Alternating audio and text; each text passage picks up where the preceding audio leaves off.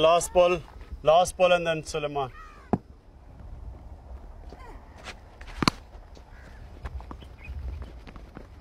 Come on, Qasim. This is the private domain of Imran Khan's family. His marriage to Jemima Goldsmith ended 2 years ago. She now lives in Britain. These days, sons Qasim and Suleiman only come to Dad's house in Pakistan during holidays. Oh, get there.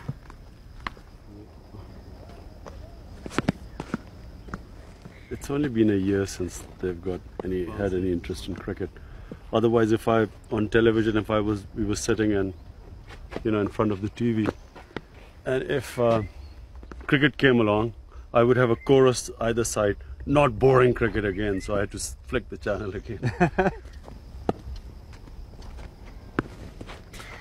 These days, the world's greatest all-rounder only plays the backyard game. They love it here, open spaces. In London, it's not the best place for children to grow up, in the sense that it's not a very outdoor life. And here, so it's perfect for them. Khan says he faced a dilemma and made a brutal choice: career ambition over marriage.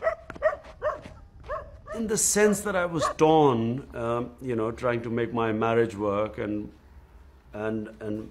trying to give time to politics, and in that it got divided.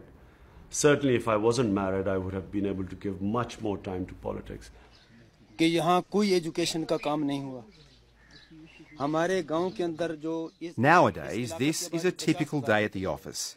He's come to remote rural Pakistan to meet his constituents. ये कितनी दूर है? ये building किधर है? These men are complaining to Imran about television reception, but their local member has his eye on the bigger picture. Most Pakistanis resent President Musharraf for supporting America's so-called war on terror. Not far from this community, Pakistan's military has been striking hard against suspected Al-Qaeda and Taliban hideouts. The campaign is causing a backlash, a shift in the national mood from secularism to religious conviction, by those who believe the war on terror is a war on Islam, and Imran Khan is one of them.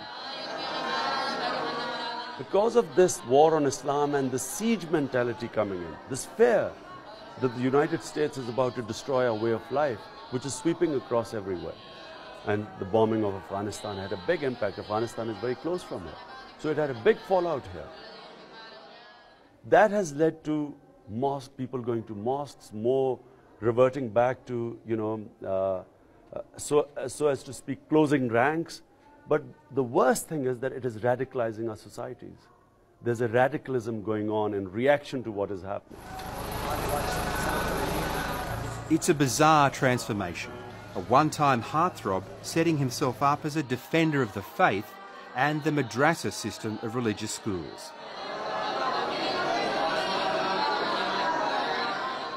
Imran claims it fills a void left by a crumbling state education system. Pakistan spends less than 2% of its national budget on public schooling.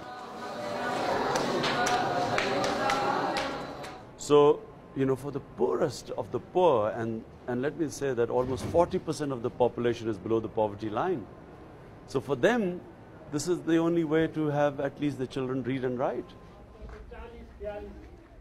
Imran Khan is not afraid to keep company with people labelled as radicals, and he's sympathetic to the resurgent Taliban movement in neighbouring Afghanistan. It's made him a political target.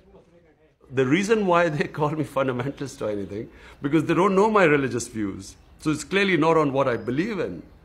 It's on my political views. And my political views are for nationalist. I do not believe your country should be bootlicking some superpower. I believe in self-respect and dignity. What has that got to do with fundamentalism or so on? You have extremists. It's like concentrating in the United States on the Ku Klux Klan and saying all Americans are like that. It's exactly what's happening in the Muslim world. They concentrate on the fanatics and then brand whole 1.3 billion people with the same brush. The Playboy to Puritan U-turn left many people scratching their heads in wonder. Imran credits a spiritual reawakening towards the end of his cricketing career.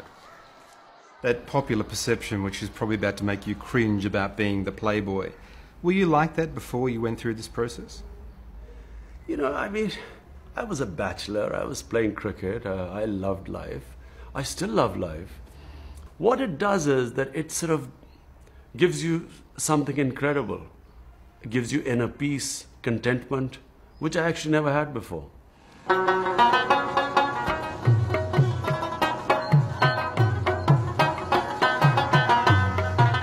It might be military run, but there's still plenty of free expression in Pakistan. Sprouting anti-government rhetoric isn't hard when most people think their president is doing the wrong thing, siding with the US.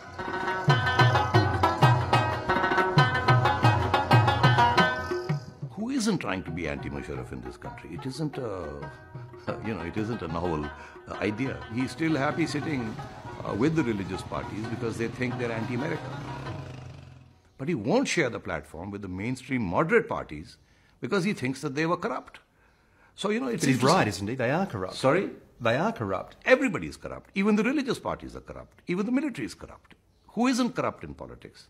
Politics is all about corruption to a greater or lesser extent. Some is more transparent, some is less. But at the end of the day, all power is corrupting.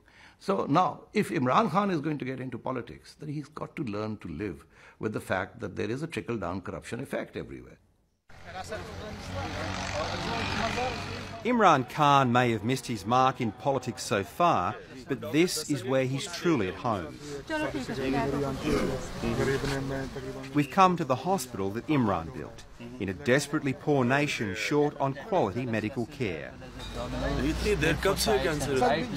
In a country of 166 million people, it's Pakistan's only facility devoted to cancer treatment.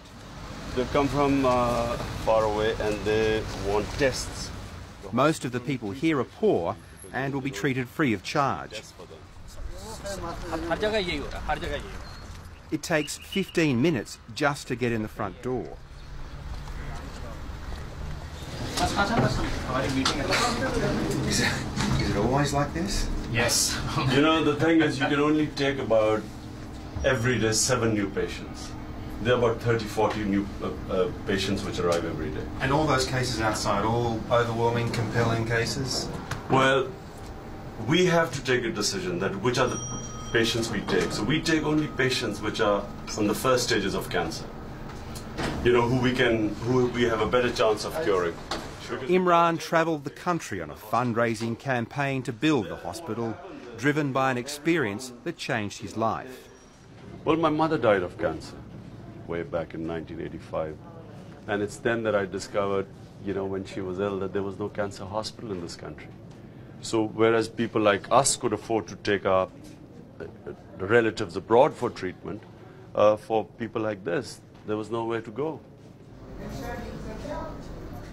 The hospital has an international reputation as a cancer research centre.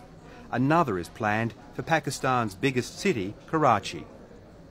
But this has a good sort of prognosis, yeah. So, that's good news. Yeah. Actually, most of the children are. We think they will all survive. Yeah, that is the good news. It's not actually that depressing because in children, it's you have very good results here. Pakistanis may embrace Imran Khan, the charity worker and sporting hero, but they've shown a reluctance to support his political ambition. In cricket, one of the things that you were known for was your discipline and knowing when to quit. If politics isn't working for you, when is the time to walk away? When do you decide that you can quit? There's no question of quitting. This is a struggle for life. I mean, when I came into politics, I had decided that I would go to achieve my goals, whatever it took. And I have no fears, I have no fear of dying, of failure, of anything. So that means that for my opponents, I'm very dangerous. But the danger for Imran Khan is that in